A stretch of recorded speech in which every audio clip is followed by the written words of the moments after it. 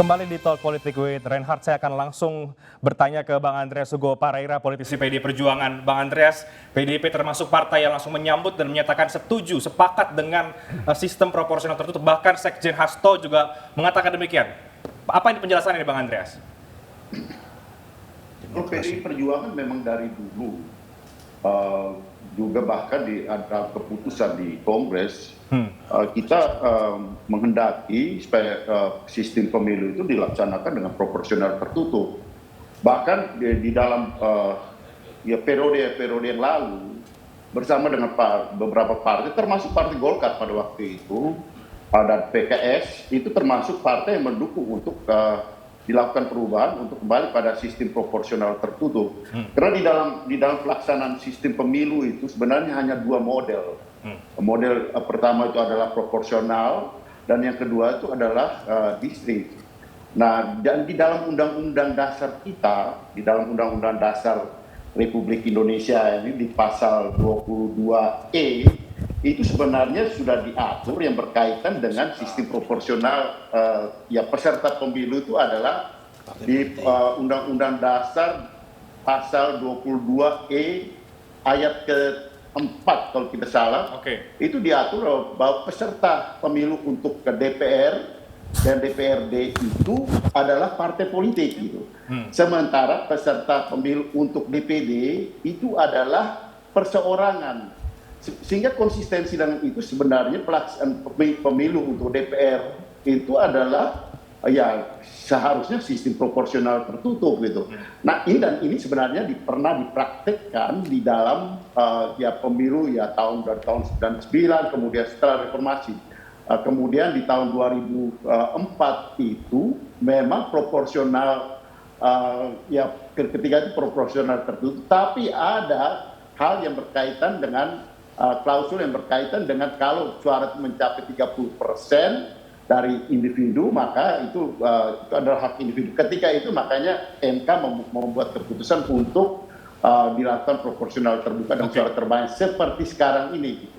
Nah, namun kan kita tahu bahwa pelaksanaan sistem pemilu dengan proporsional terbuka ya seperti yang sekarang dengan suara terbanyak ini kan juga menuai banyak kritik itu. Kritiknya apa itu Bang Andre? Salah satu kritik yang paling sering dilakukan itu adalah biaya pemilu. Biaya Dan pemilu. itu kita tahu bahwa biaya pemilu dari periode ke periode itu menjadi sangat mahal sehingga Indonesia ini termasuk salah satu negara dengan pelaksanaan biaya pemilu termahal.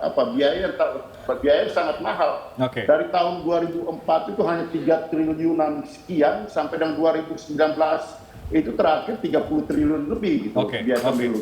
Nanti Pak Ketua bisa mengkoreksi saya. Dan sekarang tahun 2024 ini sekitar 70-an triliun kita sudah anggarkan. Nah, itu anggaran untuk KPU gitu. Belum anggaran pemilu yang harus dikeluarkan baik oleh partai maupun oleh peserta pemilu yang individu caleg-caleg ini gitu. Mas Yusron pasti tahu lah soal itu. Kita pelaku pemilu ini sejak tahun 2004-an kalau tidak salah Mas Yusron. Sehingga memang biaya pemilu itu dari tahun ke tahun makin mahal. Dan Bang Andre, salah satu kritiknya itu politik uang yang sangat jadi biaya pemilu mendominasi di dalam sistem pemilu sekarang ini.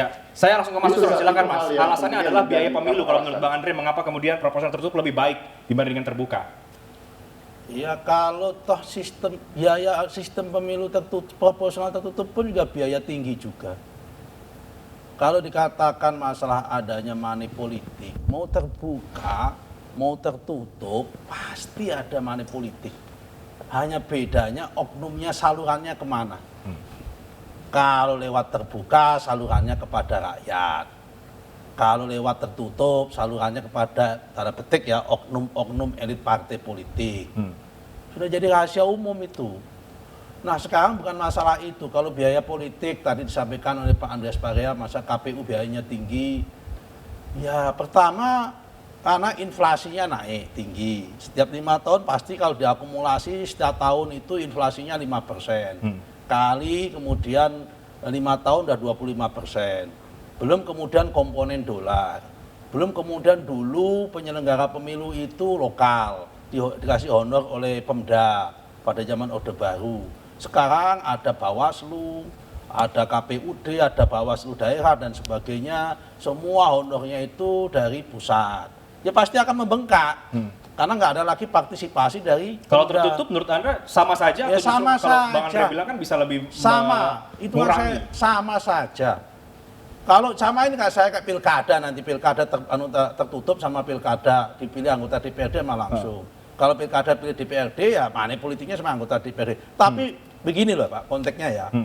Di luar soal masalah biaya ya. Kalau sistem proporsional terbuka ini itu sudah jalan tengah menurut saya. Kalau kita menggunakan proporsional tertutup itu bisa jadi kehendak partai belum tentu sama dengan kehendak rakyat. Ya, ya. Orang yang dikendaki oleh partai politik untuk menjadi anggota DPR itu belum tentu dengan kehendak rakyat. Sebaliknya kalau kita menggunakan mekanisme distrik atau mekanisme individu, belum tentu yang dikendaki oleh rakyat itu sama yang dikendaki oleh partai politik. Mekanisme proporsional terbuka ini menurut saya adalah kombinasi antara kehendak partai politik dan kehendak rakyat. Oke. Saya tidak menafikan bahwa pasal 22E peserta pemilu DPR ada partai politik. Di sini dalam proporsional terbuka itu ada kedaulatan partai politik. Apa itu kedaulatan partai politik? Merekrutmen, menseleksi, mengusulkan dan mendaftarkan calon anggota caleg. Kan nggak ke KPU. Ya, ya. Kan nggak mungkin tiba-tiba Reinhard atau siapa si Ahmad itu nyelonong ke KPU sudah daftar tanpa partai politik, nggak bisa. Tapi kalau sampai memilih caleg yang harus Nah, lolos tapi ke DPR, kemudian untuk siapa yang jadi, disinilah namanya Dewan Perwakilan Rakyat. Biarkan rakyat yang memilih. Oke. Di sini ada kombinasi, ada kedaulatan partai politik tetap ada, yaitu si calegnya itu didaftarkan oleh partai politik kepada KPU, tapi tetap ada kedaulatan rakyat. Oke. Apa itu? Yaitu siapa dari pilihan partai politik ini yang paling disenangi rakyat, itulah yang dipilih. Jadi sudah ideal menurut Mas Nusron? Ini sudah ideal. Bang Andreas. Dan menurut saya sudah 3 kali pemilu, 2009, 2014, 2019 sudah berjalan baik, tidak ada apa-apa, tidak ada isu orang mati, bunuh-bunuhan karena pilihan politik di sini, tidak ada politik aliran, tidak ada apa akibat di sini. Hanya kalau ada proses pembinaan kurang dewasa sedikit ya wajar, namanya proses jadi singkatnya demokrasi. kalau menurut Anda PDIP maunya tertutup bagaimana Mas Nusron? Ya itu soal maunya PDIP itu kan haknya PDIP. Kita nggak Mas bisa, Reinhard, Ya, silakan kita Bang nggak Andreas. bisa intervensi terhadap maunya PDIP. Silakan Bang Andreas. bukan soal maunya PDI Perjuangan. Ini kan ada gugatan. Dulu Golkar juga sebenarnya punya niat yang sama. Itu pada periode yang lalu. Ini kan Pak Ketua KPU ini kan menyampaikan proses yang sedang terjadi di MK. Partai tidak punya legal standing di dalam putusan di dalam urusan gugatan ini. Yang menggugat itu kan mereka yang punya legal standing, yaitu mereka yang merasa dirugikan karena keputusan MK yang berkaitan dengan sistem pemilu ini yang bertentangan dengan Undang-Undang Dasar. Dan itulah yang menjadi poinnya gitu. Dan kalau kita lihat, kalau kita baca kembali di dalam Undang-Undang Dasar, memang di pasal 22E ayat ketiga itu memang peserta. Saya bacakan di sini, peserta pemilihan umum untuk pemilih anggota Dewan Perwakilan Rakyat dan anggota Dewan Perwakilan Rakyat daerah adalah partai politik. Nah, kalau partai politik peserta pemilunya yang dipilih adalah partai seharusnya. Ini interpretasi kita. Interpretasi terhadap Undang-Undang Dasar itu gitu. Nah, sehingga sementara di pasal 4 pasal 22E ayat 4 itu peserta pemilihan umum untuk memilih anggota Dewan Perwakilan Daerah adalah perseorangan. Jadi memang sudah di dalam Undang-Undang Dasar itu sudah diatur ada bagian perseorangan dan ada bagian di mana di dalam representasi rakyat ini adalah representasi partai politik. Nah, ini Undang-Undang Dasar. Nah, sehingga kalau ada yang menggugat itu adalah hak dari mereka yang mempunyai legal standing. Nanti tinggal MK memutuskan bahwa pertimbangan dan interpretasi yang lain tadi itu adalah ya hal yang berkembang di dalam wacana debat yang sekarang muncul. Ya, sebelum saya ke Ketua KPU, silakan. Sebagai peserta pemilu, kami taat terhadap undang-undang, taat terhadap peraturan yang dibuat orang yang sudah dibuat oleh DPR, undang-undang maupun keputusan MK. Oke, Bang Andre tahan dulu, saya ke Mas Nusron. Pertama ya, ini berlaku prinsip hukum nebis in idem. Perkara yang sudah pernah diputuskan diuji dalam Mahkamah Konstitusi itu tidak boleh lagi dibahas lagi. Dan itu diadopsi di dalam Undang-Undang Mahkamah Konstitusi pasal 60 tadi saya katakan. Artinya masalah ini sudah pernah dibahas.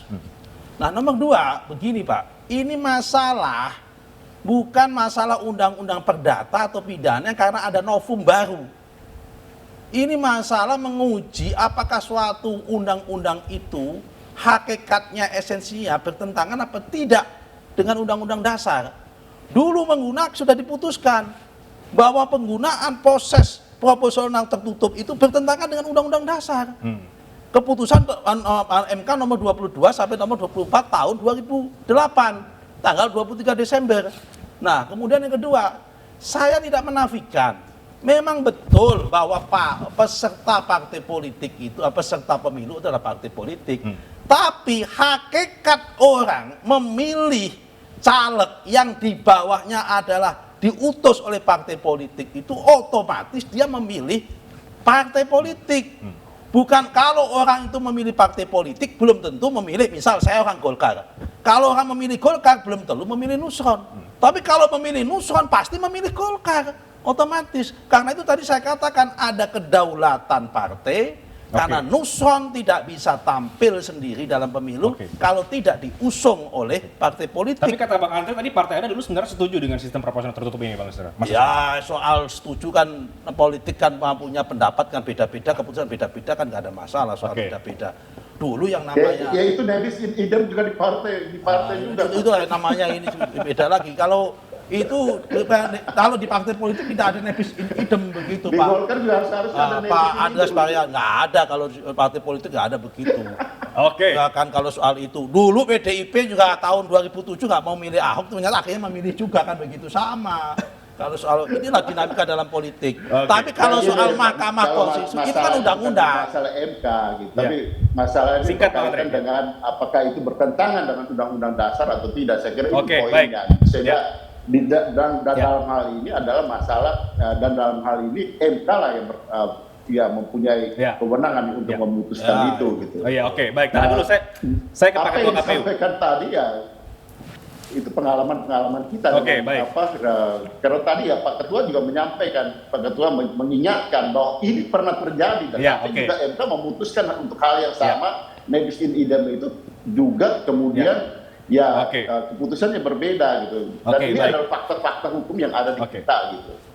Baik Mas Syif, tapi di luar proporsional tertutup atau terbuka, fakta memang selama ini kita pemilu dengan biaya yang mahal ya. Nah ini kan di luar bahwa apakah tertutup kah atau terbuka kah, juga ada money politika yang tadi juga diakui bahwa mau tertutup mau terbuka ini tetap ada. Ini kan jadi tantangan juga sebagai penyelenggara sebetulnya Pak Hasyim, bagaimana supaya kita tidak mengalami degradasi demokrasi karena ada uang dan lain sebagainya. Bagaimana KPU kemudian menyiapkan atau merespon soal itu. Tapi ditahan dulu Pak Hasyim, kita break, kami akan segera kembali sesaat lagi.